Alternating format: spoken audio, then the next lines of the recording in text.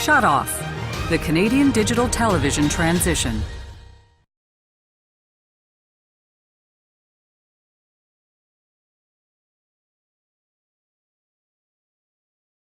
Shut Off is about a very significant moment in the longer history of Canadian communications. It's a time where, as we made the switch from analog to digital, the system that had been built for the last century on various policies that were designed to encourage Canadian stories and Canadian access to the system were all on very shaky ground as we made this transition to digital. It serves as a real case study as to what can happen when government allows industry to chart the course of our movement from an analog media world to digital. In the case of the digital television transition, the industry-led movement really did not provide the results that the government was looking for. So I think that the Canadian digital television transition is a moment that asks us to reflect upon the role of government within the wider media landscape in Canada.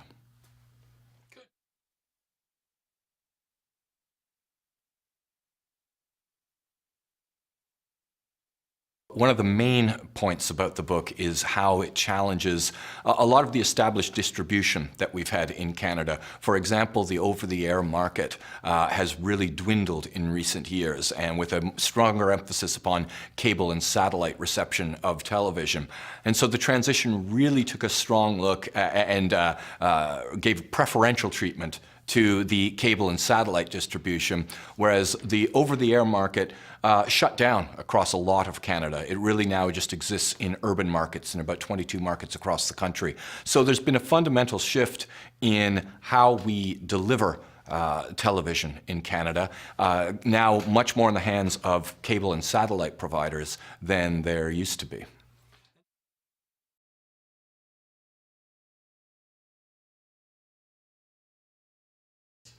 The United States was actually a much more government hands-on transition than Canada had. Canada's approach during most of the formative years of the digital television transition was to let industry run it themselves. And the belief was that the market would provide guidance at this important juncture. In the US, it didn't necessarily work that way. The United States had a much more hands-on government approach, and they set a firm deadline and let the broadcasters know, for example, in the over-the-air market, they had to be off by this certain day across the country, and then to make sure of that, the US government sold the spectrum out from underneath those broadcasters, so they literally had no spectrum to broadcast after that certain date. So the US had a much more efficient shutdown and did manage to cease all analog transmissions on one day in 2008. And so they had a much more efficient transition than Canada.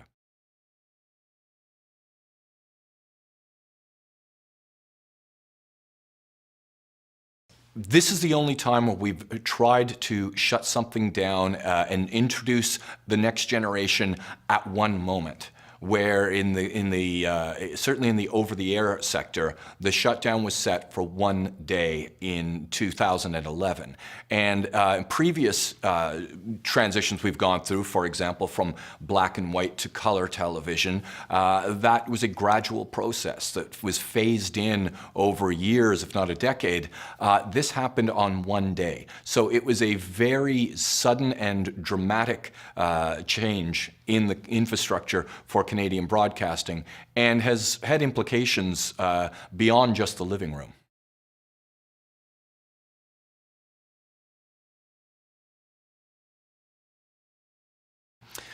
Because even though we like to think in a lot of cases that we're making independent choices in Canada regarding our policies, fact of the matter is we wanted to watch what the US did first, learn from that example, and also perhaps get some cheaper equipment in the process. When the actual hardware is developed for the American market, and Canada uses a similar technological standard, we benefit from economies of scale when these products are first introduced in the American market. So for Canada to take a leap and an initiative and go before the US is risky, and often Canadian policy has been a little hesitant to make that jump.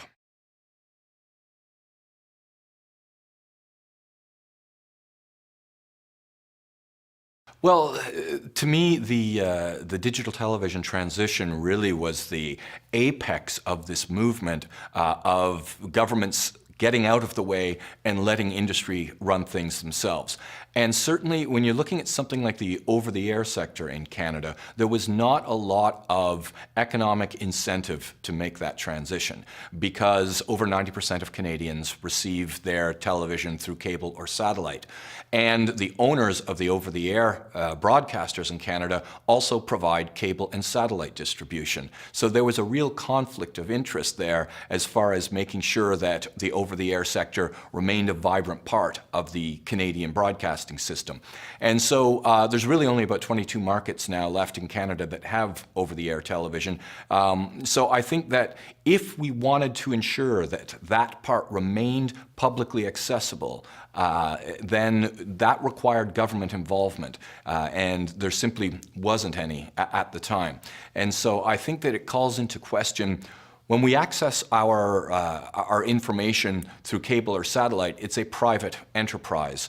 The over-the-air sector, whether it's through radio or television, always ensures that all Canadians have access. All you need is an antenna. You don't have to buy the service from anyone. And we've really let that fall through this process. So part of it is certainly the loss of the over-the-air sector in many parts of Canada was a result of the hands-off government approach.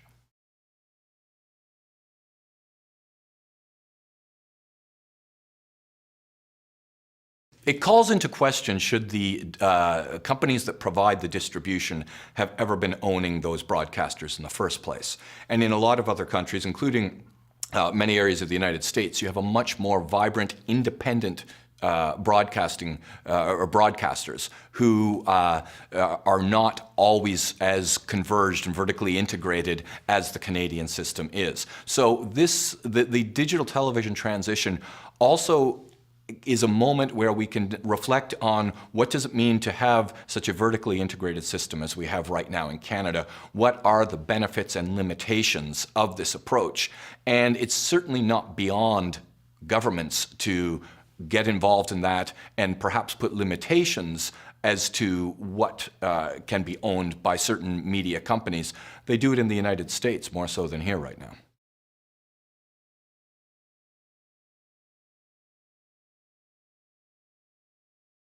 Well, part of the transition to digital also is the introduction of new distribution techniques. For example, we're seeing what's called Internet Protocol television. Bell Fibe is an example of this that only exists in a digital world.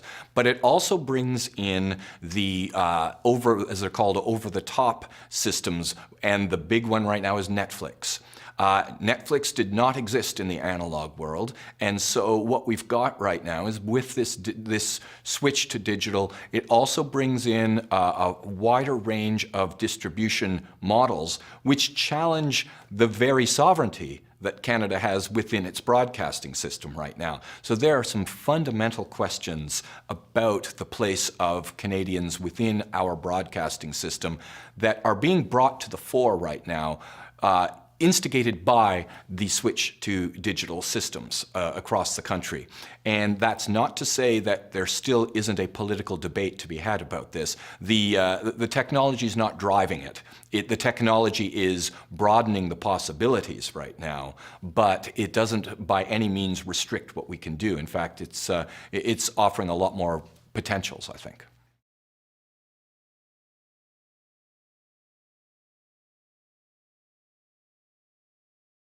My early interest in this came when I learned that the digital transition was happening in about 2007.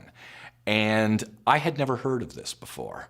And it struck me as a very fundamental juncture for Canadian television that was receiving no coverage at the time. And so the more I started digging into this, I also discovered that this is a global movement. This is not just a Canadian phenomenon, that this is happening around the world, and that the real prize at the end of this is not actually television at all. It's about clearing spectrum space for wireless broadband.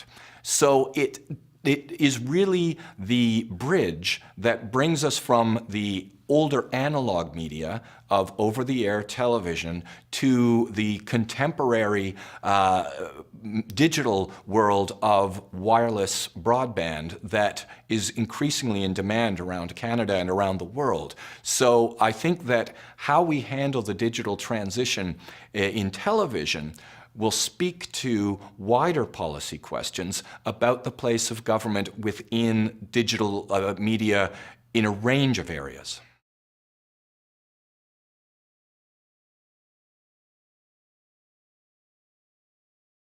There was very little public involvement or public outreach even by the broadcasters. Again, this is something the U.S. did in a much more strong and forceful way, in that the governments had to run many more public service advertisements in the United States than they did here. There were a few here, but not nearly to the same degree. And so I think that the public needed to be better informed. I even have an example in the book of the Globe and Mail referring to the end of the rabbit ear era, indicating that over-the-air television is gone. Well, that's not true. In the case of most areas in urban Canada right now, you can still get high-quality, high-definition over-the-air signals that are actually superior to the signals provided by cable and satellite. And yet, every time I speak to people about this, they will say, well, over-the-air doesn't even exist anymore, does it? And so there's been a strong level of misinformation about this. And a lot of people, when they find out that some of these new services are available over the air, they're shocked and they're surprised that they're still paying the cable and satellite bills that they pay every month.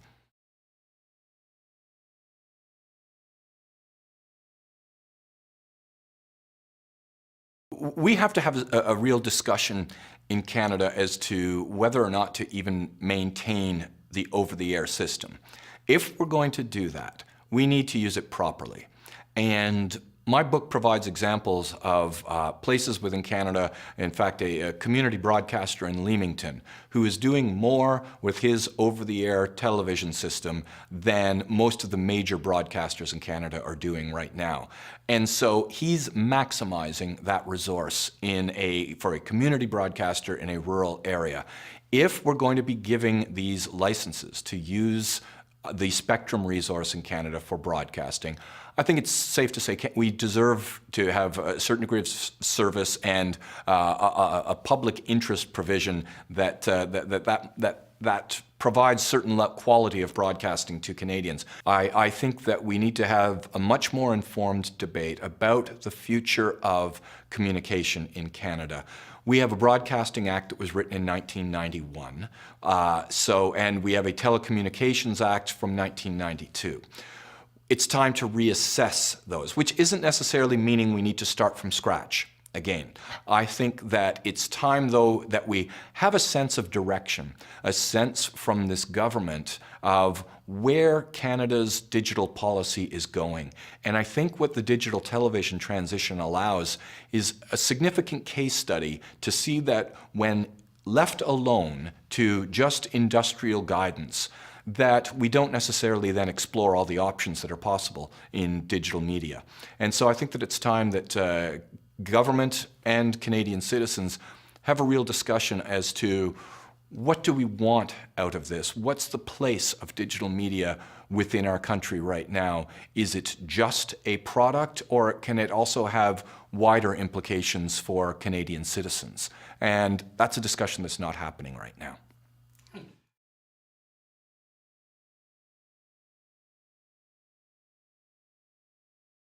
What we really need to do right now is, among other things, is to have a real discussion on the future of the CBC. The CBC, as I note in the book, faced real constraints that other broadcasters didn't have in making the digital television transition. The CBC did not receive extra funding to complete the transition, even though it was requested by the CRTC. The government said no. So since the CBC was doing this on an annual budget, it was very difficult for them to come up with the funding to make the transmission towers digital across the country that they already already owned. So CBC was lost in large portions of the country. I think that that was a mistake by the government, and I think that it is time, especially this year with the loss of Hockey Night in Canada on the CBC, we need to sit down and think about, okay, what can we as Canadians expect from our public broadcaster? If the digital transition didn't fundamentally shake it up, then the loss of hockey is shaking it up even further. And so this doesn't have to mean the sky is falling. It can mean that there are options right now that are worth exploring, but this is a public institution, so Canadians need to have a voice in that.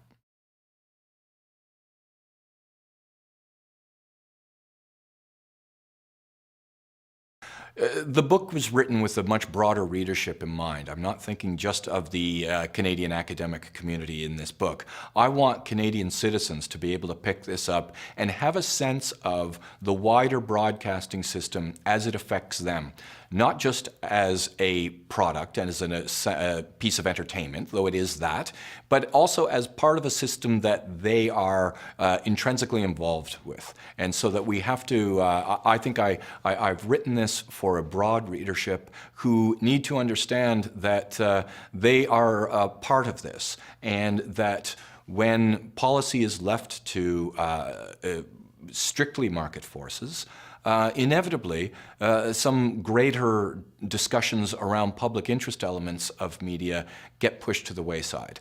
And I think that citizens need to understand that. They need to let governments know that government has a role to play in this. And that's not to say that there can't be room for market forces. Canada's had private interests involved in its broadcasting system in television since the 50s. So it's not that we can't have both existing at the same time. So I think that citizens have to understand that we can accommodate both within the system, but it requires a stronger policy position than we've seen lately from the Canadian government.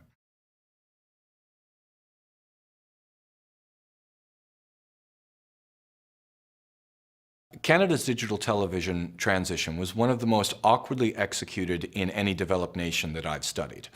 When you take a look as a point of comparison to places like Australia, where if you go into a store in Australia, the clerks working in the store will have a badge saying, "Ask me about the digital television transition," to make sure that the people shopping there were informed of what was necessary at home. We've also seen in the UK where trucks were going out into neighborhoods instructing people about the oncoming digital transition in the UK, which actually rolled out area by area. They didn't do it just by one day. So Canada's, which was originally scheduled to be across the entire country on one day, the CRTC then scaled that back, realizing that could not happen, and said 22 markets only. And then the CBC said, we can't complete it in those 22 markets. So the Canadian transition was incrementally scaled back over a couple of years, and to the point where it was really just a shadow of the transition as originally foreseen by the committees that planned this in the 1990s. Shut Off: The Canadian Digital Television Transition. Written by Gregory Taylor. Published by McGill Queen's University Press.